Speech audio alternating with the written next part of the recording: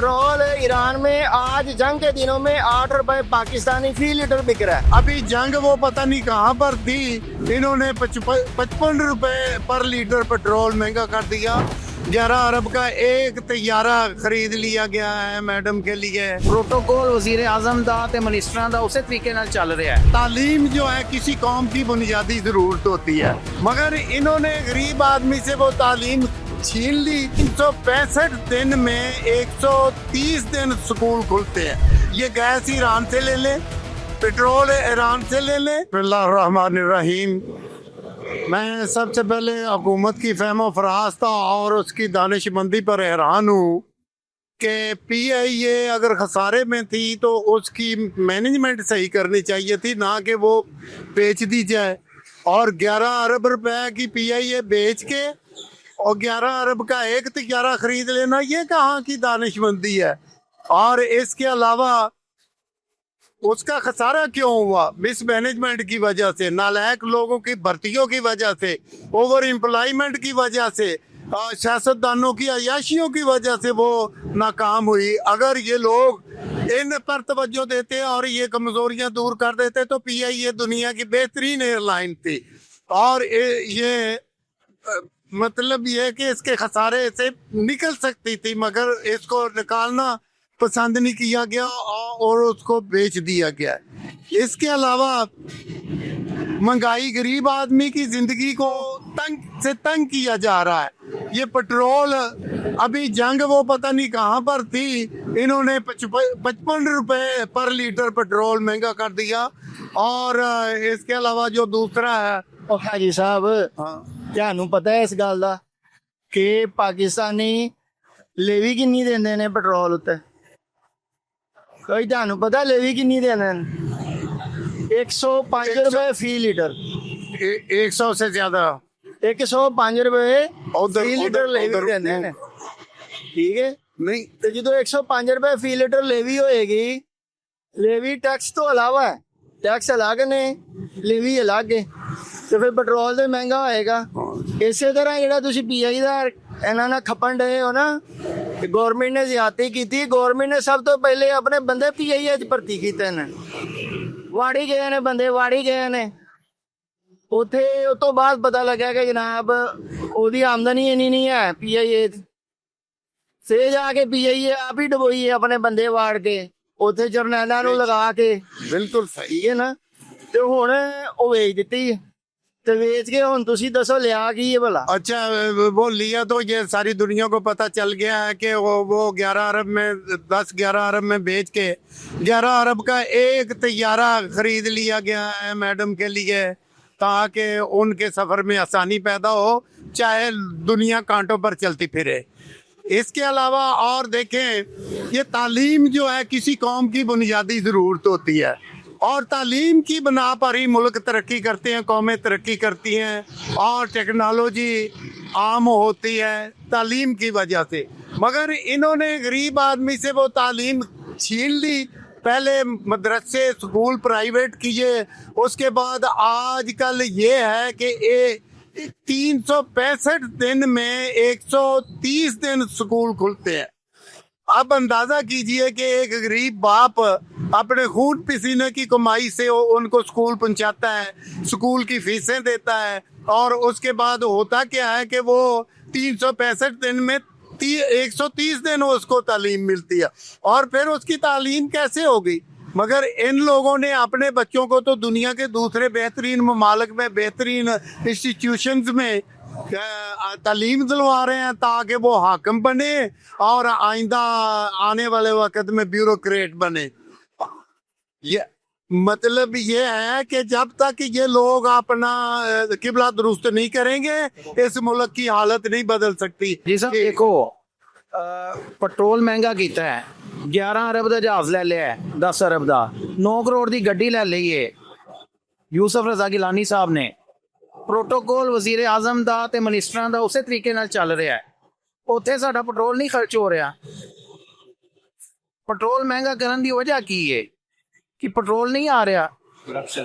Corruption ਕਰਨੀ ਹੈ ਇਹਨਾਂ ਨੇ, ਪਹਿਲੇ ਘੱਟ ਕੀਤੀ ਨੇ, ਹਰ ਤਰਫੋਂ ਇਹ ਖਾ ਰਹੇ ਨੇ, ਹਰ ਤਰਫੋਂ ਜਿਹੜਾ ਨਾ ਉਹ ਹੁਣ ਦੇਖੋ ਚਲਾਨ ਤਾਂ ਦੇਖੋ, सड़कां सही नहीं करते, चलान ते चलान करी जांदे ने। हर चीज महंगाई एडी ज्यादा कर दी हुई है कि इंसान एक आम शख्स जो है ना वो अपने बच्चों को सही तरीके ना रोटी नहीं खवा सकता। अच्छा, तो दुनिया जो है ना, लोग बेचारे महंगाई से तंग हैं। इधर करोड़ों रुपए की गाड़ियां खरीदी जा रही हैं, प्रोटोकॉल पर पैसे खर्च किए जा रहे हैं, और इनकी अपनी अय्याशियों का तो कोई किनारा ही नहीं है। और ये बादशाहों वाली जिंदगी बसर करते हैं, और गरीब आदमी बेचारा, किसी की रेहड़ी छीनी जा रही है, किसी के हेलमेट की वजह से चालान किए जा रहे हैं। और घरों में सूरत हाल ये है कि नलका खोलो तो पानी नहीं आता, कि चूल्हा खोलो तो गैस नहीं आती, और स्कूल बच्चे छोड़ने जाओ तो पेट्रोल नहीं होता। तो ये आवाम के लिए ये मसाइल हैं, इनकी तरफ किसी ने कोई तवज्जो ही नहीं की। खुदारा अगर अल्लाह तबारक व तआला ने आपको ये इक़्तिदार बख्शा है तो अवाम की खिदमत करो, अवाम के लिए कोई आसानियां पैदा करो। दूसरे ममालिक भी तो है ना, ये गैस ईरान से ले लें, पेट्रोल ईरान से ले लें, वो उस वक्त इनकी ये वो अमेरिका बहादुर नाराज हो जाता है। ये इससे निकलो और अपनी आवाम के लिए सहूलतें पैदा करो। अच्छा, ये जो पेट्रोल इन्होंने महंगा कर दिया है, मेरी समझ में तो बात नहीं आई कि लेवी 105 रुपए ले रहे हैं, और जितने भी आबना हरमत से जहाज गुजर रहे हैं वो पाकिस्तान का झंडा लगा के गुजर रहे हैं। यानी अभी ट्रम्प कहता है कि 20 जहाज जो हैं वो मुझे गिफ्ट मिले हैं, ऊपर पाकिस्तान का झंडा लगा हुआ था। पता नहीं ये जहाज जो है सच्ची खबर है या नहीं, लेकिन जहाज तो गुजर रहे हैं, ये तो सच्ची खबर है ना। तो पेट्रोल के जहाज ही गुजर रहे हैं। जब पेट्रोल के जहाज गुजर रहे हैं और रोजाना अब 2 भी गुजरेंगे, तो पेट्रोल क्यों महंगा किया? अब लॉकडाउन लगाने की क्यों जरूरत पेश आ रही है? बस बात यह है कि मुल्क के अंदर कोई भी हादसा हो जाए, बैनुल अक़वामी कोई हादसा हो जाए, कोई और इशू हो जाए, पिछला आवाम ने है। इन बड़े लोगों ने, बड़े सियासतदानों ने, जो फार्म 47 की पैदावार है, किसी ना किसी चीज का बहाना बना के कोई ना कोई चीज महंगी कर देनी है। अब गैस जो है वो घरों में नहीं आ रही, आप ईरान से गैस ले लें। क्यों नहीं लेते आप गैस? अपनी गैस निकाल लें। पेट्रोल ईरान में आज जंग के दिनों में 8 रुपए पाकिस्तानी फी लीटर बिक रहा है।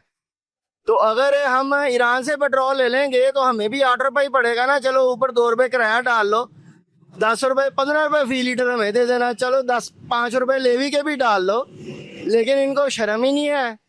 ये चीजें महंगी करते हैं, कोई ना कोई बहाना बनाते हैं, एक फजा बना देते हैं मुल्क में, तो पता नहीं पेट्रोल बिल्कुल ही खत्म हो रहा है।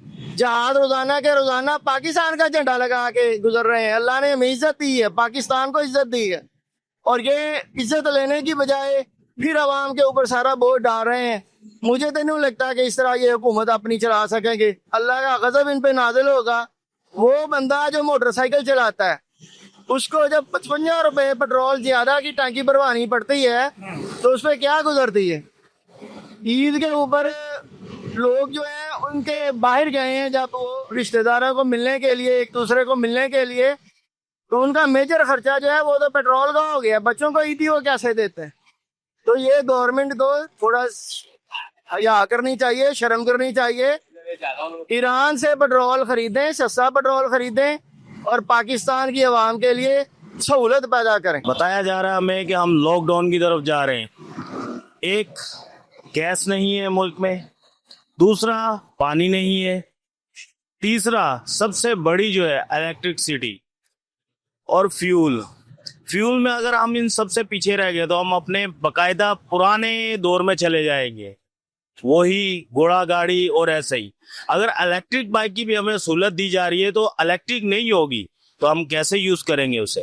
तो जो कि मेरे तबके के लोग, जैसे कि कम लो कैटेगरी के हैं, अगर उन्हें फ्यूल मुकर्रर वक्त में, यानी कि उनके ऊपर बता दिया गया है कि बाइक में आपने फ्यूल इतना डालना है, इससे ज्यादा नहीं मिलेगा आपको, तो जो राइडिंग करते हैं कोटे के हिसाब से मिल रहा है, कोटा मिलेगा। तो कोटा समझे कि जो जैसे कि बाइकियां चलाने वाले हैं या कोई जॉब करने वाले हैं, उनकी सैलरी तो नहीं बढ़ रही ना, वो तो वही कम से कम पीछे से पीछे आते जाएंगे।